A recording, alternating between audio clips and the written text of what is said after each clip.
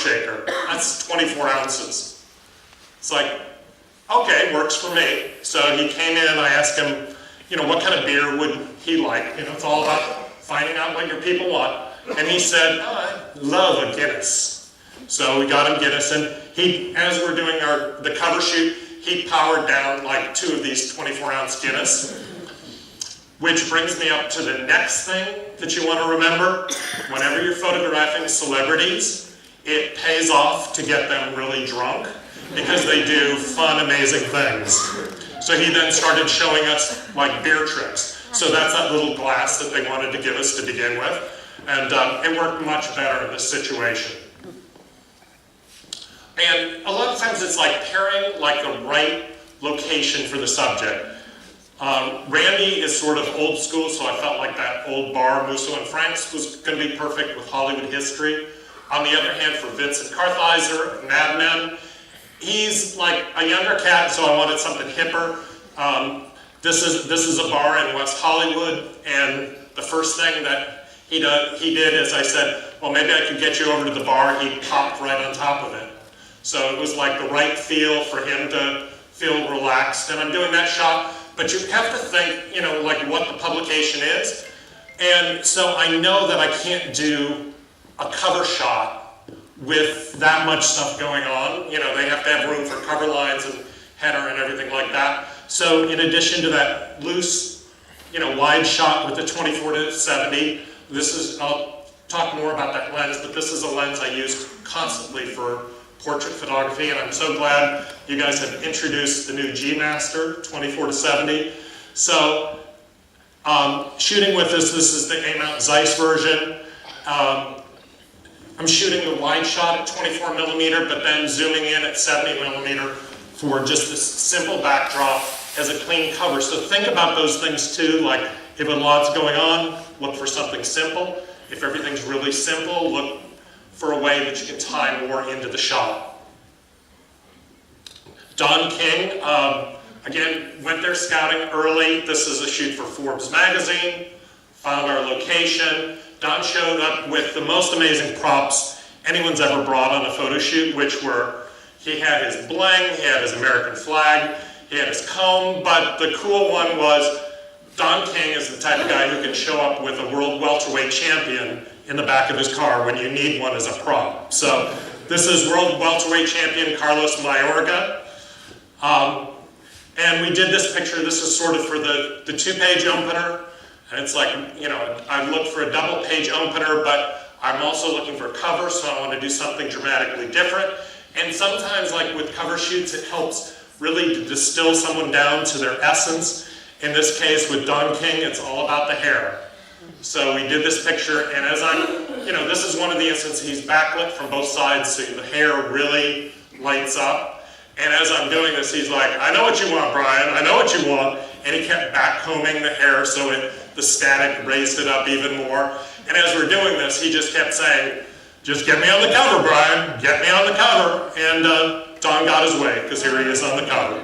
So he saw what was going on, and that's the great thing. It's like when your subjects play along with you. So, and that for Forbes magazine, the ability to like have a funky cover like this instead of another guy well, I guess it is a guy in a suit, but it's a totally different kind of suit.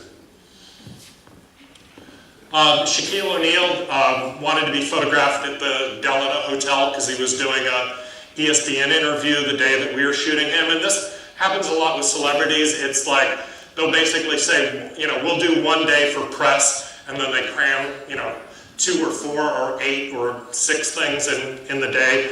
And you want to make it as easy as possible so they show up in a good mood. And I knew that this spot was going to be great because there's a chair in the lobby of the Delano Hotel. It's designed by Philippe Stark, but he created a chair that's huge, that like the ordinary person looks tiny, but it's shack size. So I knew that we could make this work, but it's like right in the lobby, right when you first walk in. So like one key, if you're shooting celebrities, is you don't want people coming up and, trying to step into the picture and disturbing them. So we were actually lighting this with one big 6-foot Octabank, but we set 4 up and hung silks in between them for no good reason other than crowd control. So it's like I had X amount of light, but we put all this stuff up just to block it off and give him privacy. But even so, the word got out that Shaquille O'Neal was coming there, and one guy kept circling the lobby every 15 minutes, just sort of like, just because he heard Shaq was there. And normally that's the kiss of death if somebody walks into your photo shoot and wants to be photographed with your subject. It's all over, unless the guy who's been stalking Shaquille O'Neal all day is Jamie Foxx, in which case you shoot the damn picture. So this is the one frame we did of Jamie and Shaq together, and I just laughed hysterically when I saw it, because you see, Jamie thinks I'm shooting really tight, so he's up on his tiptoes, and it's like, does it really matter? So it's just like he happened to make the shot great. Dwayne Wade photographing him before the eve of the 2006 NBA Finals. He was actually sick as a dog with the flu when we did this shoot. Pat Riley was coach back then, and he had no clue that we were doing this thing, and would have totally nixed the idea of photographing the star player who had 103 fever at the eve of the NBA Finals, but the NBA set this all up without the Heat knowing about it. And so we're shooting these pictures, and he's kind of giving me some cool looks and stuff, but I wanted one shot at the end for myself that just really showed Champy. And this is a tough thing to do, and you have to think about this. It's like, unless somebody's an actor, you can't really give them those sort of stage directions. You have to plant the thought in their mind. You have to give them the idea and find out a way to bring it out in them. And in this instance, I had that prop basketball from the Shaq shoot that you just saw. And I said, hey, can we do a shot with this? And he's like, oh, that's really cool. I love that. Where'd you get the idea? I said, I photographed Shaq with it. And he goes, oh, this is great. And as he held it there, I said, wow, that reminds me of the NBA championship trophy. And as I said those words, he is no longer in a photo shoot. He's holding this in his hands, and going through his head is picturing himself winning the NBA championship. So that's bringing out the expression without me trying to direct it. Exactly 2 weeks from the day we did this picture, he was indeed standing at the podium holding the NBA trophy, almost like this in his hands. And I don't want to say that it was all me, but maybe just a little bit. Always, when you go into shoot, always think about that one extra shot. The thing that you are not asked for. Don't ever, even if you've executed every image your client asked for, don't ever leave a shoot without doing a picture that you're proud of. And Sports Illustrated is known for having these long laundry lists of all the pictures they need you to capture. And for this shoot of boxer Christy Martin, we shot all day long. And she was tired, my crew's tired. But I know it's like basically, I've done everything I was asked for. So it's sort of, I've shopped for all the groceries, but I haven't made the meal. And so it's like, we're almost done, and I just asked her, can we do one more situation? And I just had this idea, let's have her stand like she would if she was getting ready to square off before a match. So we did this one picture at the very end, and a week later I get a call from my editor at Sports Illustrated, and he says, hey man, congratulations, you got the cover, and paused for a second and said, and you know what, it wasn't even a shot we asked for. And I can absolutely guarantee you, had I not done this last situation at the end of the day, I had nothing else there that was going to be a cover. So it's that last little image that you do can make all the difference in the world.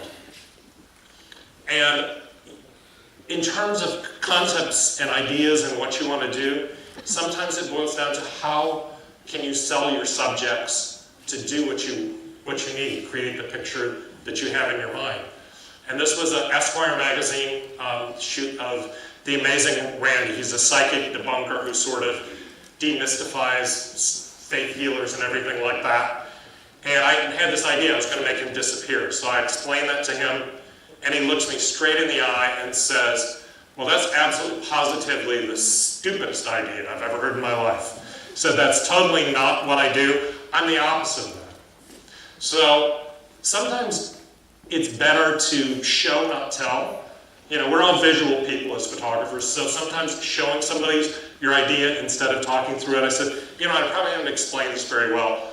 Let me shoot a frame to show you. And this is back in the film days, as I'm shooting this. So what I did is I said, I'm going to have you sit down, and we did one frame with strobe light hitting his face. So it's basically a grid spot lighting up just his face.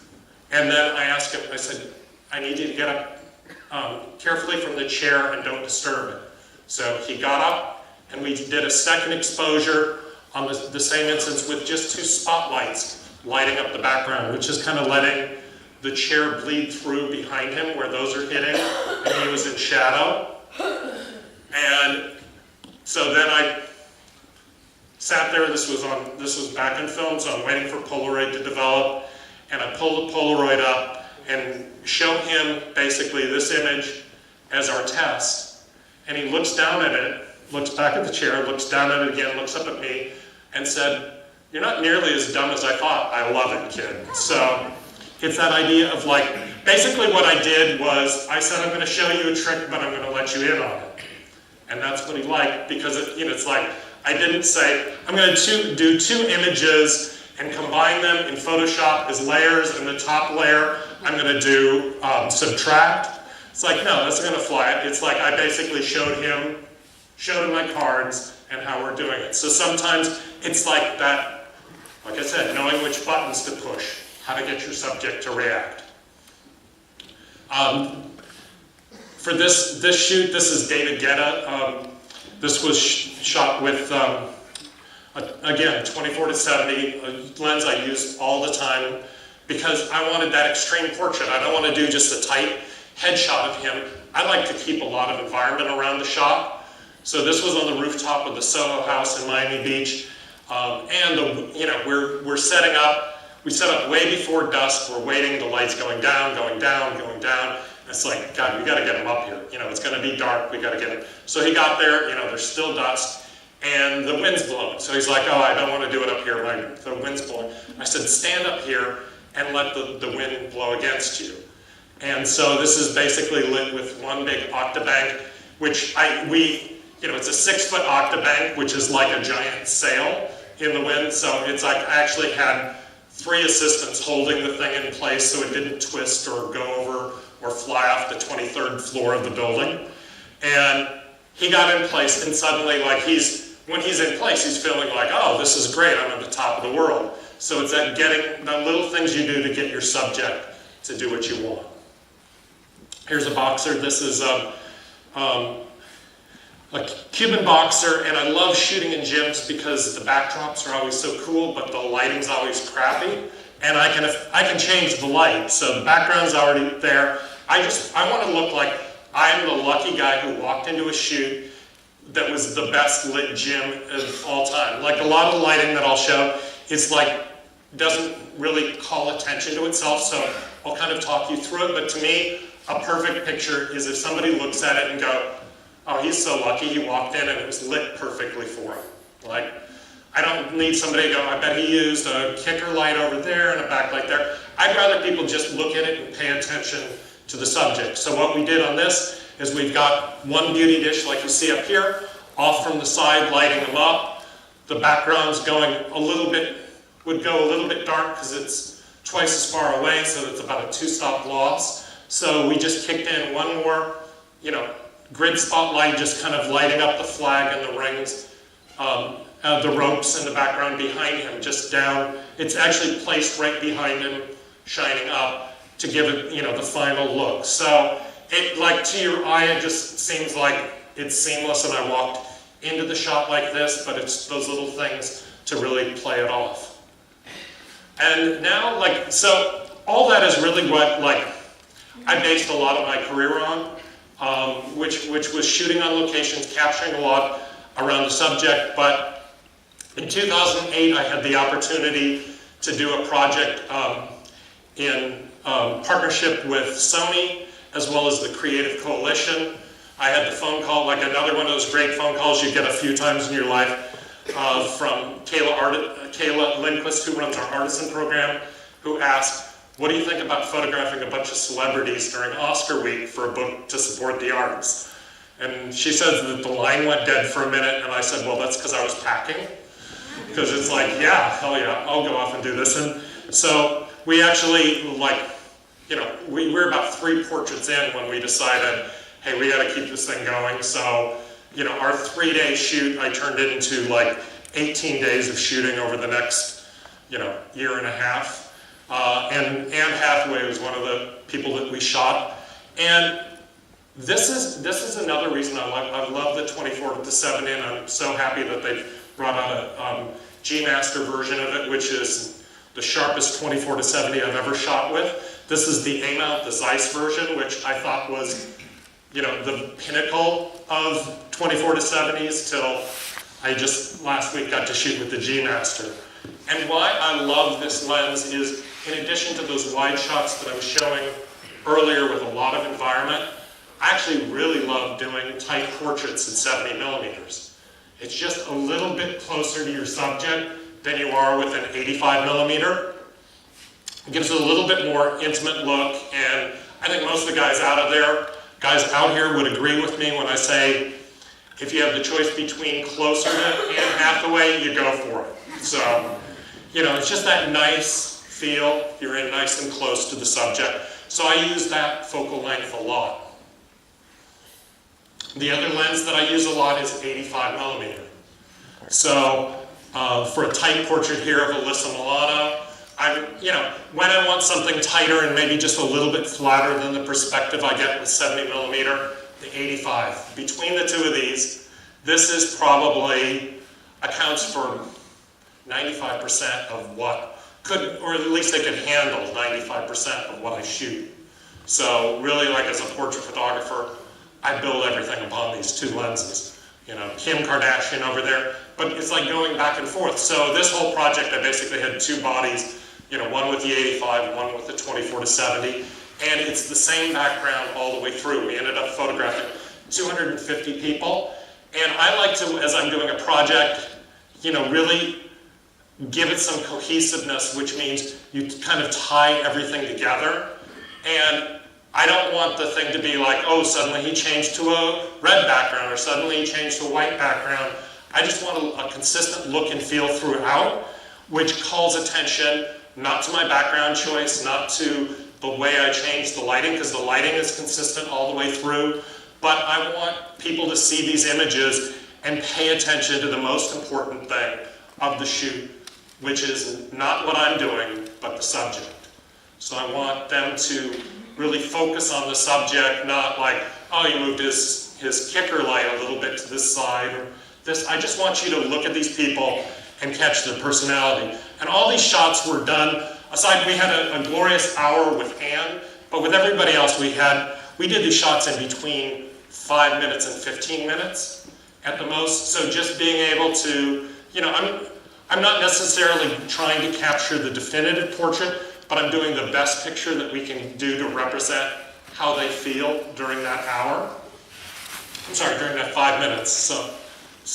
And just really capture something about who they are. So sometimes that short time frame can actually work nicely for you. And this is Alfre Woodard and Kerry Washington. Midway through the project, we took a prototype of the book to Capitol Hill and the White House so they could